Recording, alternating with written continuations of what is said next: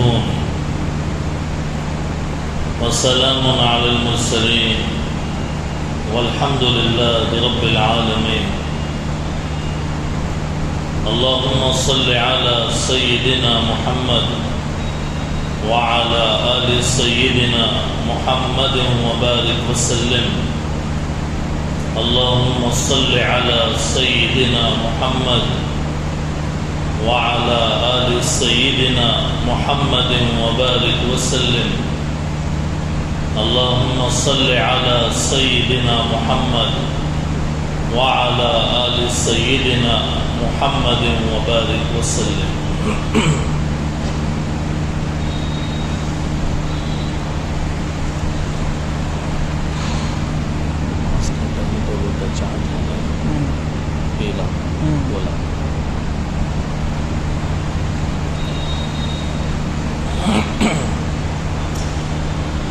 بزرگان محترم،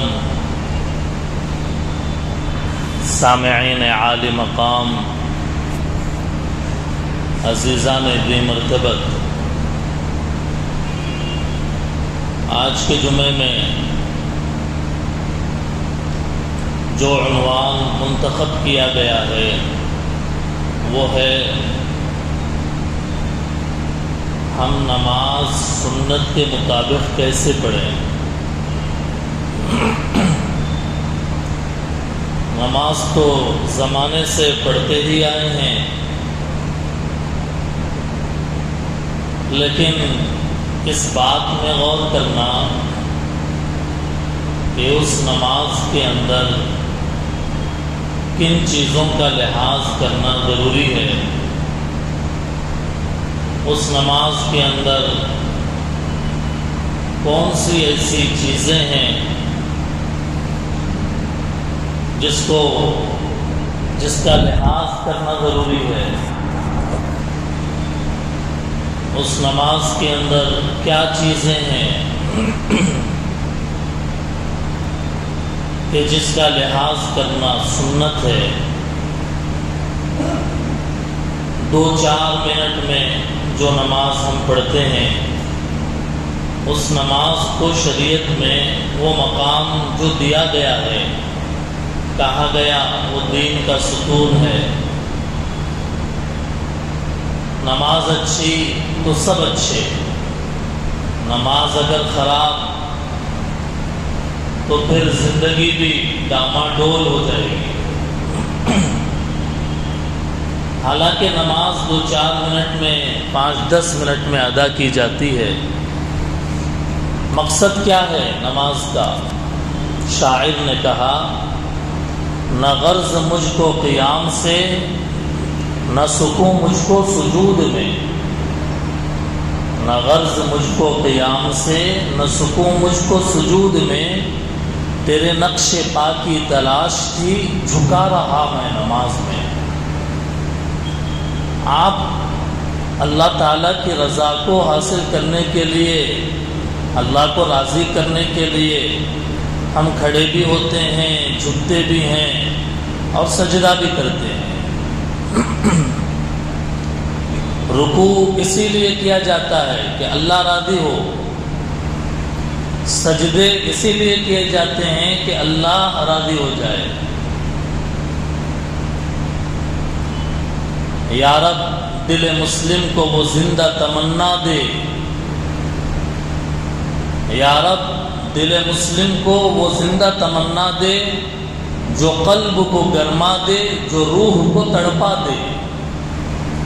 پھر وادی فاراں کے ہر ذرے کو چمکا دے، پھر شوق تماشا دے، پھر ذوق تقاضا دے.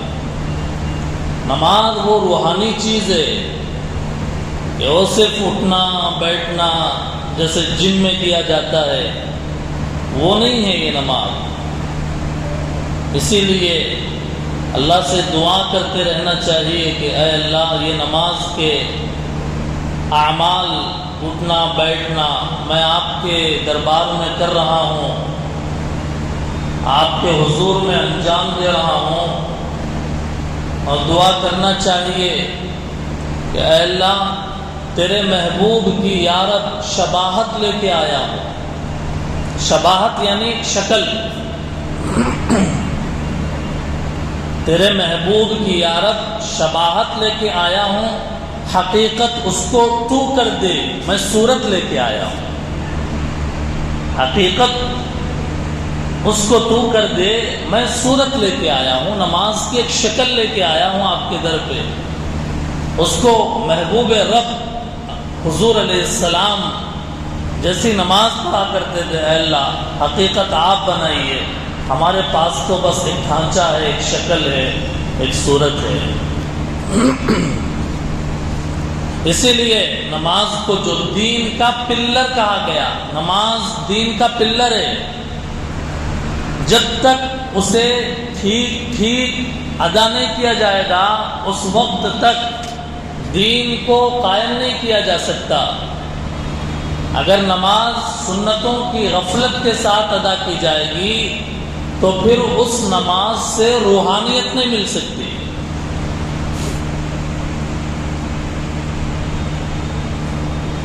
نماز کو 100% صحیح طریقے سے اگر ادا کرنا ہم چاہتے ہیں تو نماز سے متعلق A to Z جتنی چیزیں ہیں ہر ایک کا علم چاہیے. A to Z کا معنی وضو، غسل سے لے کر سلام کے پھیرے جانے تک اور سلام پھیرنے کے بعد جتنی چیزیں ہیں وہ ساری چیزوں کا جاننا اور سمجھنا ضروری ہے. یہ جاننا بھی ضروری ہے کہ وضو کے مسائل کیا ہے، کیونکہ جیسے قفل کے لیے تالا ہوتا ہے، چابی ہوتی ہے، وہ اگر نہیں ہے تو پھر وہ قفل نہیں کھل سکتا، یا تو توڑنا پڑے گا یا دروازہ اکھاڑ دینا پڑے گا. اسی لیے کہا گیا وضو نماز کی کنجی ہے، وضو نماز کی کنجی ہے. یعنی وضو اگر صحیح ہے تو صحیح تالا اور صحیح کنجی ہم نے لگایا ہے. اب وہ نماز کھلے گی، ہم اس میں داخل ہوں گے.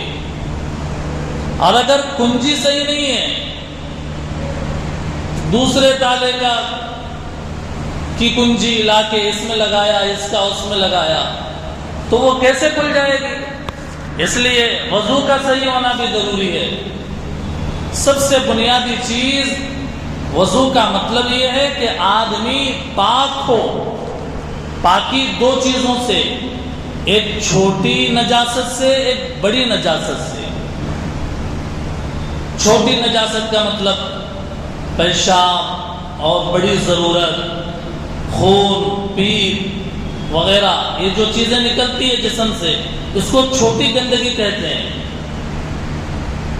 بڑی ناپاکی کیا ہے؟ بڑی ناپاکی احتلام ہونے سے منی کا نکلنا، میاں بیوی کے ملنے سے منی کا انزال، خواب میں مس بیلنس ہو کر کمزور پڑ جانا، یہ بڑی نجاست ہے. بڑی اگر نجاست ہے تو اس کے لیے پانی نہانا ضروری اور پاکی ضروری. اور پاک ہونے کے لیے 3 چیزیں بنیاد. بڑی نجاست سے پاک ہونے کے لیے 3 چیزیں بنیاد. سر کے بال سے پیر کے ناخن تک جسم میں بال برابر جگہ بھی سوکھی نہ رہے، ہر طرف پانی پہنچے، پورا بدن بھیگ جائے، سردی ہو، گرمی ہو، برسات ہو، کچھ بھی ہو.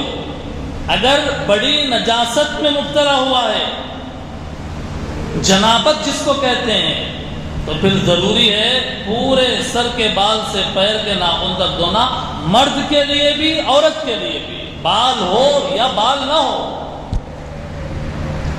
عورت کے لیے بھی بالوں کا جوڑا بنا کر صرف اوپر سے نہا لینے سے پاکی حاصل نہیں ہوگی بڑی نجاست میں، بلکہ اسے کھولنا پڑے گا، پانی پہنچانا پڑے گا، دھلنا پڑے گا، تبھی بڑی نجاست سے پاکی حاصل ہوگی. نمبر 1. نمبر 2، ناک میں پانی چڑھانا. صرف پانی لے کے یوں ناک کو ٹچ کر کے چھوڑ دینا نہیں، بلکہ تھوڑا سا ناک میں پانی لے کے چڑھانا، پھر چھڑکنا، ناک چھڑکنا، اس کو کہتے ہیں پانی چڑھانا۔ عربی میں اس کو استنشاق کہتے ہیں، ناک میں پانی چڑھانا۔ اور تیسری چیز ہے کلی کرنا، روزے کی حالت میں نہ ہو، غرغرہ کرنا، منہ میں پانی لے کر اس طریقے سے یہاں تک پانی جائے، تبھی پاکی حاصل ہوگی، ورنہ پاکی حاصل نہیں ہوگی۔ پورا بدن دھو لیا، ناک میں پانی نہیں چڑھایا یا غرغرہ نہیں کیا، پاکی حاصل کہاں سے ہوگی؟ یہ بڑی نجاست سے، اور چھوٹی نجاست ہوا کا نکل جانا، بے ہوش ہو جانا، سو جانا، بیت الخلاء سے فارغ ہو جانا، منہ بھر کے قے کرنا، منہ بھر کے قے کرنے سے وضو ٹوٹ جاتا ہے۔ دیوانہ ہو جانا، دیوانہ ہونے سے وضو ٹوٹ جاتا ہے۔ خون یا پیپ کا جسم پہ نکل کے بہہ جانا، کسی بھی جسم کے حصے سے خون نکلا یا پیپ نکلا اور نکل کر بہا، کچھ آگے بڑھا، وضو ٹوٹ گیا۔ خون یا پیپ کا نکل کر بہنا، اور منی نکلنے سے تو غسل واجب ہوتا ہے۔ منی کے قریب قریب ایک مادہ ہے، اس کو مزی کہا جاتا ہے۔ مزی بھی ایسا چکنا مادہ ہے جس کے اندر گاڑھا پن کم ہوتا ہے۔ عام طور پر پیشاب کے اخیر میں چند قطرے نکلتے ہیں۔ مزی، ودی، اس سے غسل واجب نہیں ہوتا۔ ایسے ہی اپنی خواہش پوری نہیں کیا اپنی بیوی سے،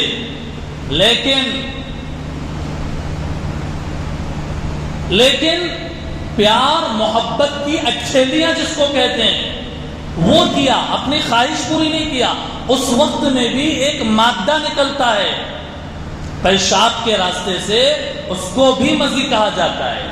اس کے نکلنے سے جب تک آدمی بالکل ہوش و حواس میں ہے، کمزور نہیں پڑا، خواہش پوری نہیں ہوئی، صرف اٹکھیلیاں ہوئی اور جو مادہ نکلا اس کو مزی کہا جاتا ہے۔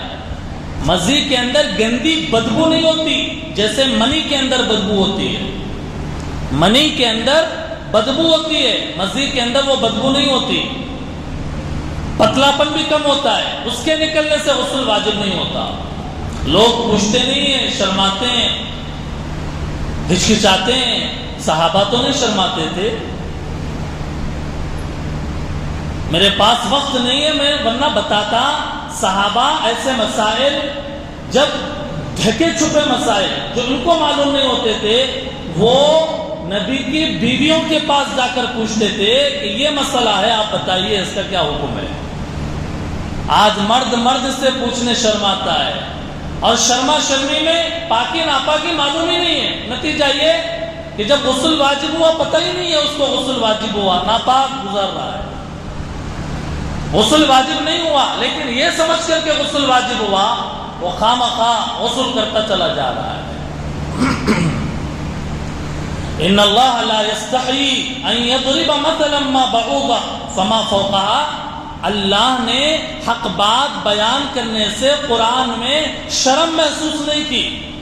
مچھر مکھی کی مثال قرآن میں، قرآن جیسی عظیم کتاب میں اس کو بیان کرتے ہوئے نہیں شرمایا۔ مومن حق بات پوچھنے سے شرماتا نہیں۔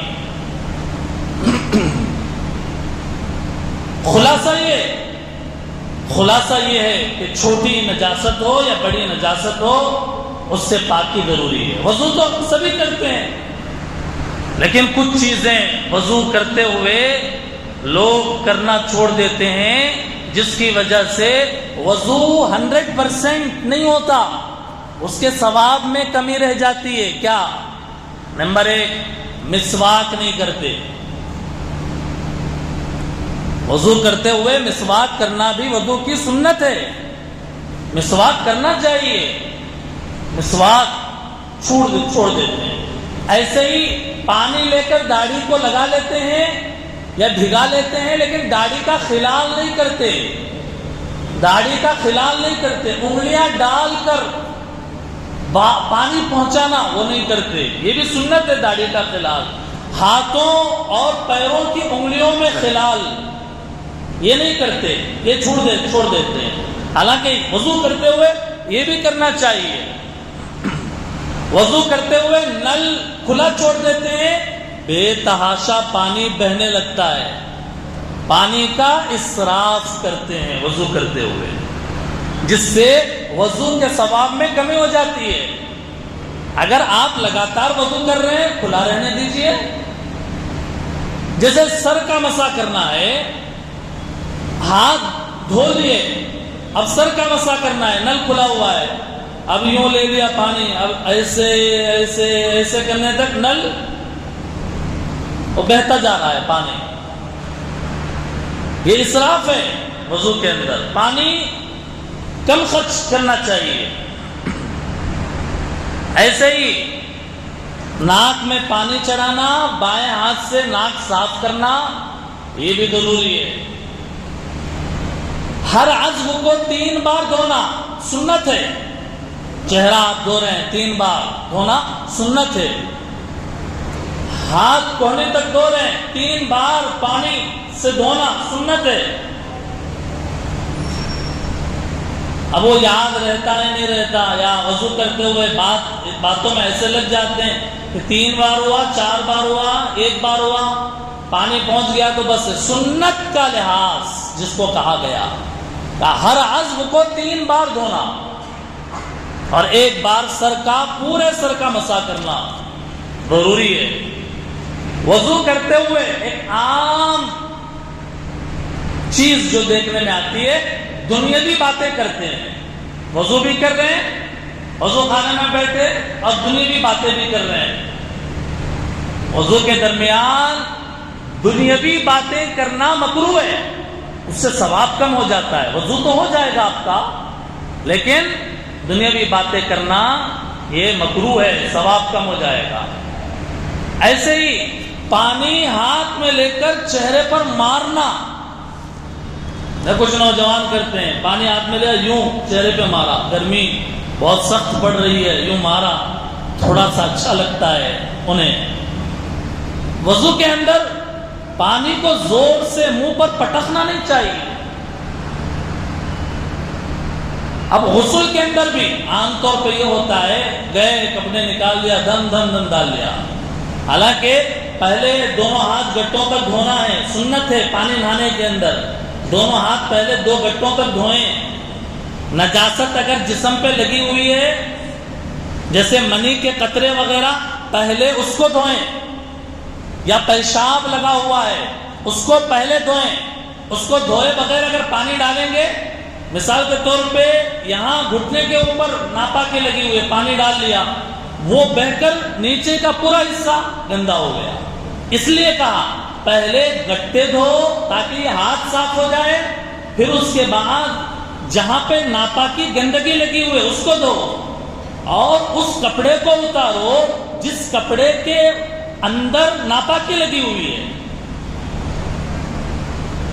پیشاب کیا، پیشاب خطا ہو گیا لنگی میں، اور وہی لنگی جسم پہ، ہم بستری کیا اور وہی منی کی لنگی پہن کر اگر غسل کرے گا، وہ ساری نجاست کیا ہو جائے گی، بکھر جائے گی، اور پورے حمام میں بکھر جائے گی۔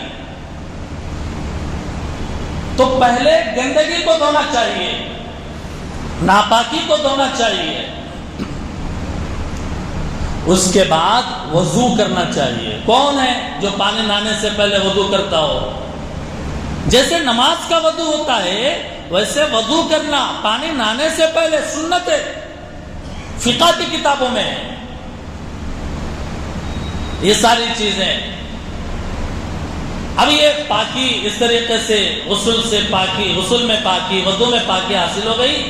اب وضو شروع کرنے سے پہلے دعا بسم اللہ والحمدللہ، درمیان وضو میں دعا ہے اللہم اغفر لی ذنبی ووسع لی فی داری وبارک لی فی رزقی۔ سبحان اللہ، کیا بہترین دعا ہے وضو کے درمیان، اللہ میرے گناہ معاف کر دیجئے، اور میرے گھر میں اے اللہ کشادگی دیجیے اور میرے رزق میں برکت دیجیے۔ کتنی غفلت پائی جاتی ہے ہمارے بھائیوں کی طرف سے کہ وضو کے درمیان میں دعا نہیں پڑھتے، حالانکہ اتنی پیاری دعا ہے، مغفرت گناہوں سے، یا ہاتھوں سے، زبان سے کلی کیے اور پورے بدن سے جو گناہ ہوئے وہ جھڑ جاتے ہیں، اور گھر کے اندر کشادگی اور رزق کے اندر برکت، اور کیا چاہیے؟ جب وضو سے فارغ ہو جائیں دعا پڑھنا چاہیے، اشہد ان لا الہ الا اللہ استغفر اللہ واتوب الیہ، جو لمبی دعا ہے وہ پڑھنا چاہیے۔ اب اس کے بعد مسجد میں آئے تو نماز شروع کرنے سے پہلے بہت ساری اور چیزیں ہیں، بدن کا پاک ہونا، جسم کا پاک ہونا، جگہ کا پاک ہونا، وغیرہ وغیرہ ہے، بہت ساری چیزیں۔ میں جو چیز نوٹس کر کے میں کہہ رہا ہوں، اس میں ایک چیز نماز کے صحیح ہونے کے لیے سطر کا چھپانا ہے، ناک سے لے کر گھٹنے کے نیچے تک، گھٹنے بھی شامل ہے اس میں، یہ سطر ہے، سطر، اس کو کسی بھی حالت میں کھولنا جائز نہیں ہے، کسی بھی حالت میں۔ نماز میں تو ہے ہی نہیں، سمجھیے وہ کون ہے جو چڈی اور جھانگا پہن کر نماز پڑھتا ہو؟ کوئی نہیں پڑھتا۔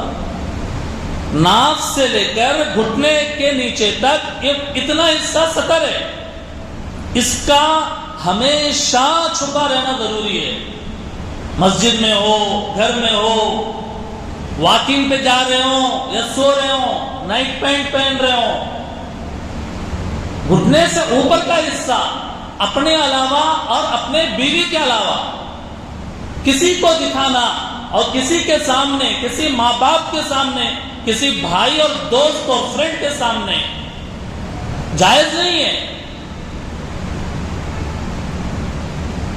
نہ عام حالات میں، نہ سوئمنگ کرتے ہوئے، گرمی کا زمانہ ہے، سوئمنگ کر جا چلے گئے تیرنے کے لیے، تیراکی کے لیے، پانی میں ڈبکی مارا، کپڑے اتار دیا اور جو ہے چھوٹے کپڑے پہن کر، اس میں بھی سطر کھل گیا۔ نماز کی حالت میں تو یہ تو ہے ہی نہیں، سطر کا چھپانا تو شرط ہے۔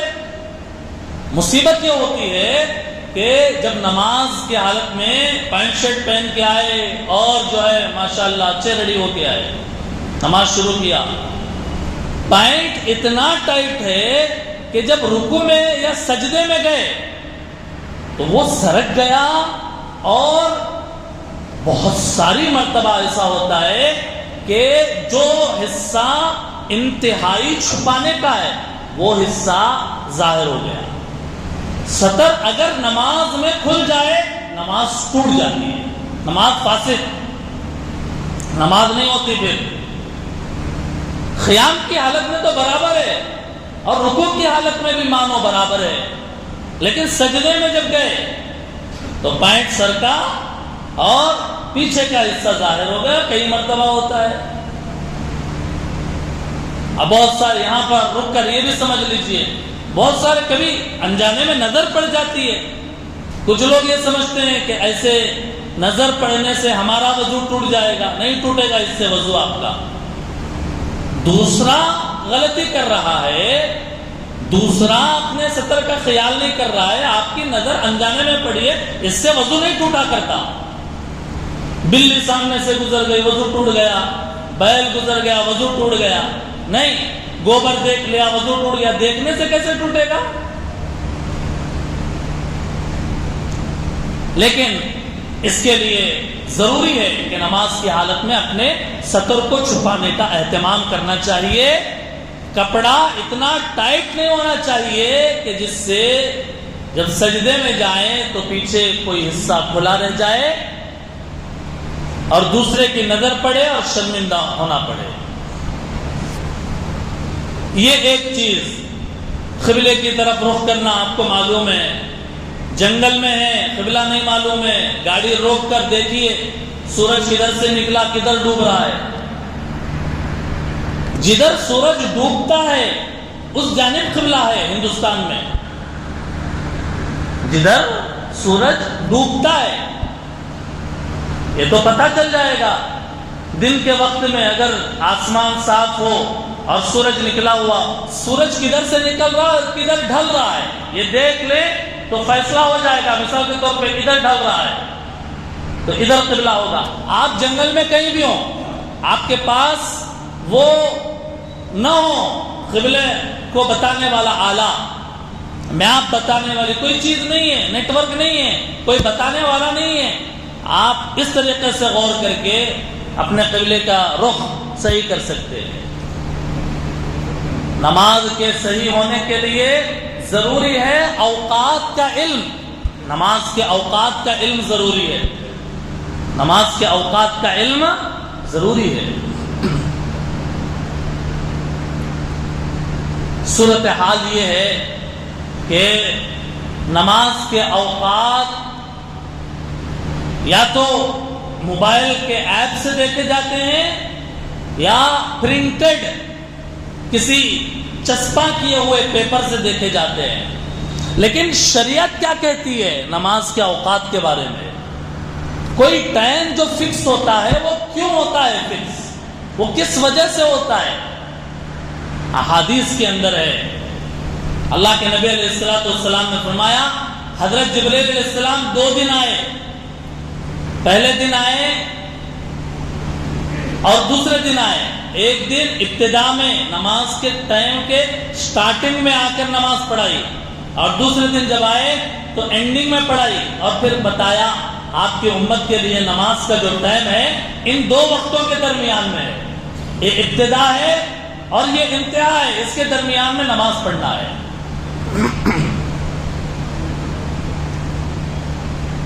اور نماز کے جو ٹائمنگ کا معاملہ ہے اکثر لوگ اس سے غافل ہیں. مرد غافل ہیں، عورتیں کیا جانیں گی؟ اور گہرائی کے اندر تو علم ہی نہیں ہے. شریعت نے جو نماز کا ٹائم ٹیبل بنایا ہے، اوقات کا جو علم ہے نماز کے صحیح ہونے کے لیے، اس کا مدار چاند پر، سورج پر، دن پر اور رات پر رکھا. چنانچہ حدیث کے اندر ہے اللہ کے نبی نے فرمایا جب سورج بیچ میں آ کر رکے، تھوڑی دیر کے لیے رکتا ہے، پھر ایسے ہی ڈھلنا شروع ہو جائے، ایسے ہی زوال جس کو کہتے ہیں ڈھلنا شروع ہو، اس ٹائم سے ظہر کا وقت شروع ہوتا ہے. کھلے میدان میں اگر ایک لکڑی گاڑ دی جائے، جب درمیان میں 12 بجے کا وقت آئے گا تو سورج آ کر یہ رک جائے گا 5 منٹ کے لیے، 10 منٹ کے لیے، پھر ڈھلنا شروع ہوگا. یہ جب ڈھلان ہوگی تو ظہر کا وقت شروع ہو جائے گا. آج کل ظہر کا جو زوال کا وقت ہے 12:16. یہ اس ٹائم ٹیبل کے حساب سے یہ 12 مہینوں کا ٹائم ٹیبل، جنوری، فروری سے دسمبر تک، اور 1 مہینے کا ٹائم ٹیبل ایک کھانے میں. شروع کے اندر سحری اور تہجد کا وقت جو اینڈ کرنا ہے مہینے اور تاریخ کے حساب سے، 1 تاریخ پھر اس کے بعد 4 تاریخ، یعنی 1 تاریخ سے لے کر 3 تاریخ تک پہلی لائن میں جو جنوری کا ہے وہ، 4 تاریخ سے پھر اس کے بعد 7 تاریخ، یعنی 4 تاریخ سے لے کر 6 تاریخ تک دوسرے لائن کا جو ٹائم ہے وہ شمار ہوگا. پھر 10 تاریخ سے 13، تو 10 سے لے کر 12 تک وہ لائن کا ٹائم شمار. اور ہر مہینے کا ٹائم ٹیبل ہے، جنوری، فروری، مارچ، اپریل میں تمام ہے اس کے اندر. اور یہ چیز سمجھنا، اس کو سمجھنا اور اپنے گھر میں عورتوں کو بتانا، سمجھانا، اور اپنے گھر کے اندر ایسا ایک ٹائم ٹیبل رکھنا تاکہ عورتیں اگر نماز پڑھنا چاہے انہیں وقت کا علم ہو سکے. پہلے سحری تہجد، پھر فجر کا ٹائم ابتدا، پھر فجر کا ٹائم انتہا.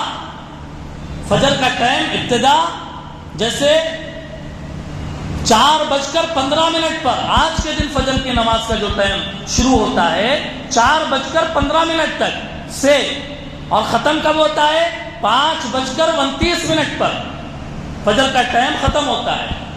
تو 4:15 سے لے کر 5:29 تک کے درمیان فجر کی نماز اگر پڑھیں گے وہ نماز ادا کہلائے گی، اور اگر 5:30 کے بعد 20 منٹ کے بعد اگر پڑھیں گے وہ نماز قضا کہلائے گی، ادا نہیں کہلائے گی۔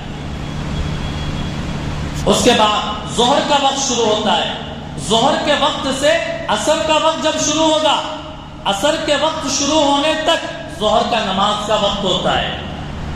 12:16 پر ظہر کا وقت شروع، اور عصر کی نماز کا وقت 4:38 پہ شروع ہوتا ہے۔